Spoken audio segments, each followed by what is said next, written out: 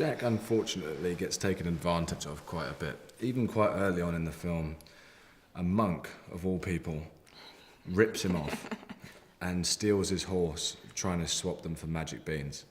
And Jack's a trusting guy, and he thinks the best of the monk, but he makes him look a bit silly, and he gets told off for it terribly by his uncle, and that happens a fair bit. He's made to feel useless, but luckily he gets the opportunity to kind of prove himself on this journey.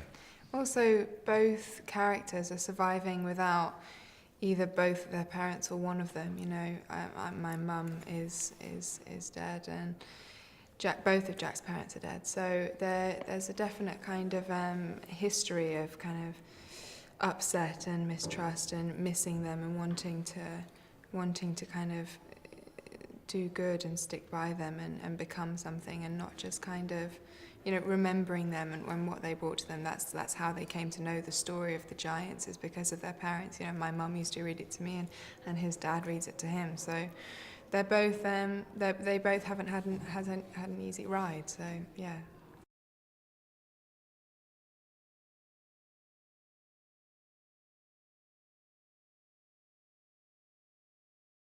I use people like Sigourney Weaver as inspiration because I think she's a very strong woman, and I wanted to kind of bring aspects of that. And also I'm pretty feisty myself, so you know, I wanted to kind of bring aspects of that.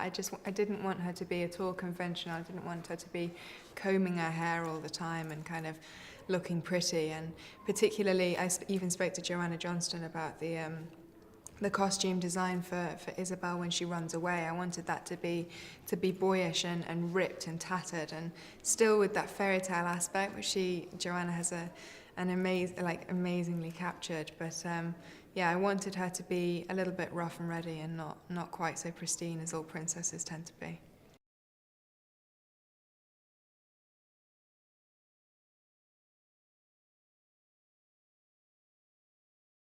It's just a different form of acting, you know. With the green screen, it's a lot of trust in other people and them explaining what will be there and the timings of everything, so that you can kind of relate to those and not look stupid when you finally watch the screen and realise that you're not reacting to what you thought you were and at the right time. And then the motion capture is just, you know, we were involved with that, but I think the phenomenal thing on that is managing to see how subtle a performance someone like Bill Nighy can give, but then see that transformed onto the lead giant's face and features, and that's something that's really spectacular to see.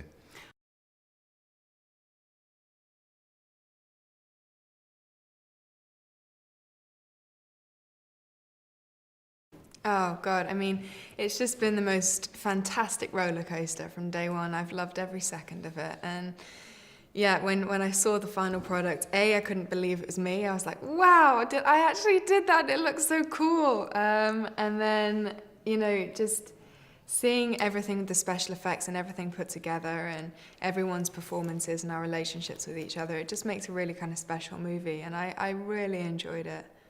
I mean, when it all comes together, you're never quite sure how things are working when you're on set. You know, you can have the best time making a film, but sometimes it doesn't translate onto screen. But this one, I think it does. I think it's a really fun adventure, and that's what we had making the film.